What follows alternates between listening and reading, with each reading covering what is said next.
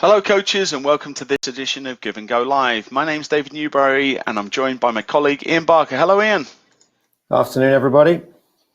Ian, we are now entering into the final edition of a series looking at dynamic technique and individual tactics in maintaining possession by Romeo Jozak, who was the presenter at the 2013 convention. And this is the final in the series. So I'm going to talk a little bit as we go into our very first activity here, a little bit about what we've seen in the first six. And there's two or three primary themes. The first one is that Romeo talked about an intense rhythm, a speed of play. Secondly, he was trying to encourage the players to turn on a two-touch rhythm, receiving the ball on a half turn and then playing the ball with the other foot. And so that's primarily been the main themes of the first six activity. Now we go into small-sided games. And in this setup, we have three zones. A defensive zone that has a 3 versus 2 in favor of the yellow team, plus a goalkeeper. In the middle zone, we have a 3 versus 3. And then in the final zone, the attacking zone, we have a 2 yellow players as attackers against 3 defenders and a goalkeeper. So, and this area would be roughly in the region of about 40 yards in length and approximately 20 yards in width, obviously depending on the age groups that you're working with. And a couple of conditions Romeo brings into this activity, the first being that the players in the defensive zone have a 3-touch maximum. And then the players in the middle have a condition that they have to either play 1 touch or they can play 2 touch, but that 2 touch has to be with the intention of turning and facing forward. And then the players in the final zone, in the attacking zone, can have unlimited touches. And then lastly, players from each of the zones can move forward into the zone that is in a higher position. Ian, let's talk about some of the methods we might see in a small-sided game. Yeah, certainly. So everybody that's taken the opportunity to look at the previous sessions that lead into this will appreciate that if you're the coach here, you absolutely care about how the ball is played out the back, and you certainly care about how it's finished in the final third. However, the primary focus for the coach, for Romeo, is the activity that occurs in this middle zone. And so this is where we've got our even numbers, and we've got quite a lot of intensity because it's a fairly tight space. What we're looking at now is, and this is important in terms of method, the players are playing a 9-a-side game, so they're quite happy. The challenge for the coach is to remember all of the previous work of the training session and then stay on that theme. So I'm not really worried about how we distribute from the back. I'm not really worried about what the quality of the finish looks like. What I am absolutely focused on all the time is the body position of this player, the body position of this player and this player in receiving, and can they get turned to goal, or do they have to play the way they're facing because they haven't got their body prepared to receive it? Can they get the ball out from their feet 1 or 2 touch? So from my perspective, the challenge for all of us as coaches is we develop our themes, we get into the game situation, but we must remain true to our theme. And when we see the video, you'll see that Romeo focuses almost exclusively on the action in this middle third. Great points, Ian. So let's look at one particular scenario. We followed the ball that was played from the fullback, number 3, to the wide midfield player. And then because the player receiving the ball in the middle zone did not turn, they have to play 1 touch. And as the player plays 1 touch, another player in the middle zone checks off, turns their body so they are facing forward, and then makes a really nice combination with the players both in the attacking zone and then an advancing player from the middle zone. Ian. Yeah, so there's 2 players I'd like to focus on here, this player and this player. And so in both cases, they have dropped the ball to players who are faced up. And that's fine because clearly we've got some passing movement and we've had some success. For the purposes of this training session, though, the question would be, why, when this player received the ball, did he or she not get turned? And when this player received the ball, why did he or she not get turned and try to finish themselves? Now, there could be some very good reasons for that. For example, they could feel that the pressure of the defender was so intense that turning into trouble would not have been wise. But what Romeo would be looking for, and what we should be looking for in terms of helping our players, is right now, your body wasn't open to even see the possibility of the turn. Or right now, the ball came to your first touch, and because it was such a poorly weighted pass, or because your body was not right, you only could drop it, you couldn't find the touch into space. So again, staying true to our content, we must identify when the players can legitimately turn because they've got their body right, they've looked over their shoulder, the pass they're receiving is a good one. And then we have to be honest and say sometimes it just wasn't the opportunity to do it because the defending was good or the service was poor. So from my perspective, it gets very rich when we as the coaches know what we're looking for and then can add in our own degree of sophistication.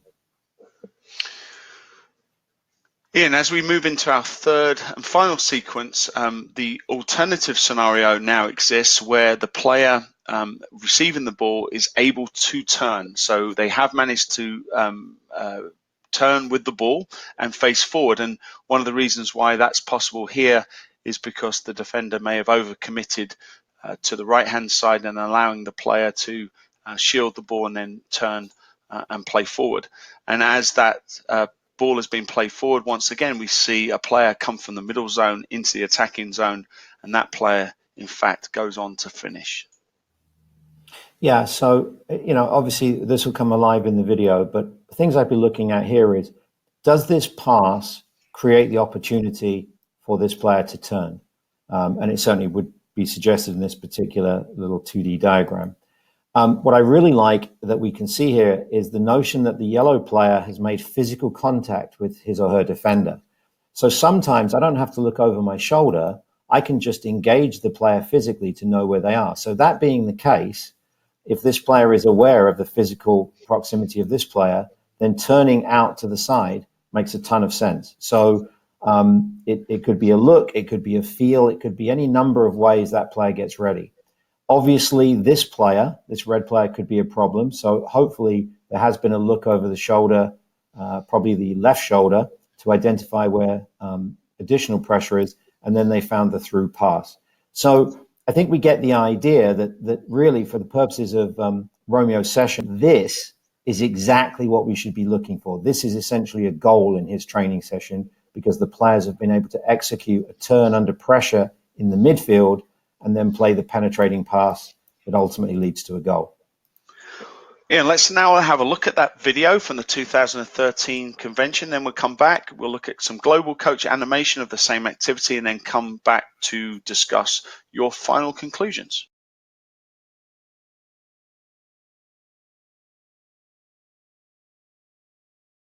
We have this little zone here.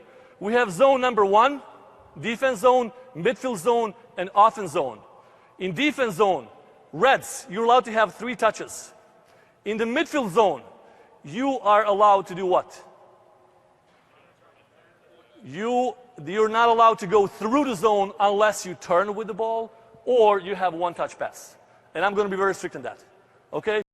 So whoever wants to play here, doesn't matter. This is the rule. So 2 touches, only if you turn. And in the offense zone, unlimited number of touches, whatever you want. Okay? It's a small area. It'll get a little tough. Let's try it. You guys are good. Okay? Let me see it. Reds, you can pass backwards as well. Yeah, go, go, go. Nice. 3 touches. You can have. You don't have to, but you can. There you go. You guys can switch zones. You don't have to play specific. Nice. Okay, stop. Have you seen the idea? His kid is very clever, okay? That was a 1-touch pass back. He was looking for the space, and he did exactly what he wanted to do. However, there was a player behind him. The only mistake he did was what? He didn't check behind his view. If he did, he'd probably open up this way rather than this way. But that was good. That was good thinking, okay? Let me see that. Go, go, go. Switch side, nice. Go all the way. Who's playing fullback over there?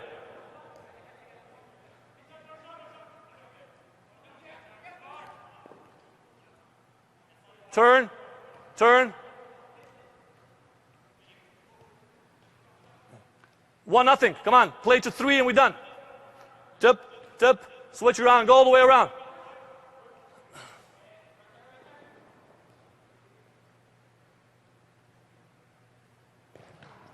Come on, move it on, spread out, spread out. Let me see the fullback here on this side. Nice, nice, tip, tip. Come on, come on, come on. Not bad, not bad. Come on, Reds, spread out, Reds. There you go. You can tell who's playing in the starting lineup here, who's not. Let's go, go, go, go. Open up, open up. Not bad, good try. Turn, and switch side, and turn, nice. And lay it off back. You can go and switch zones. You don't have to be standing in your zone all the time. You can go in and out. Let's go, Reds, come on, come on, come on. Go. One, switch all the way, open up. Okay, stop, stop, stop, stop. You're like a bees. The ball goes that way, everyone's running that way. Cut back and look for your space, okay? This is what we do the whole practice. Come on, come on, come on. Nice, nice, nice. Go, go, go, go. Good one, good one. And switch aside if you can. Finish off, finish off. Beautiful. 1-1. 1-1. Let's go. Play up to 3. I want to see, don't fight in the middle. Don't fight. Nice. Doesn't matter. Next ball, next ball. New ball, new ball. You can go, yeah. Beautiful. Let me see some openings, some movements in the middle. There you go. And now switch. Beautiful. If you take care of the problems in this area with 3v3 or 2v2, you don't have problems later on, okay? Just make sure you guys open up the way you're supposed to. Let me see it, let me see it. Pass it, pass it, pass it. Switch, switch, switch. Harder pass, harder pass. Cut back. You see the... Go, go, go, go. 2 more minutes, 2 more minutes.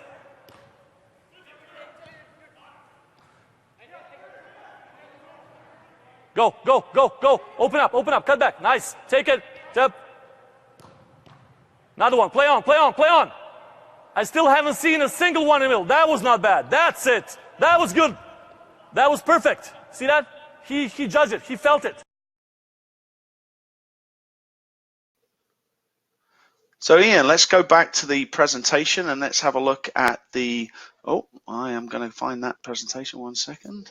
We will go back to the presentation. We'll have a look at now the global coach animation, and then we'll come back and get your final review thoughts.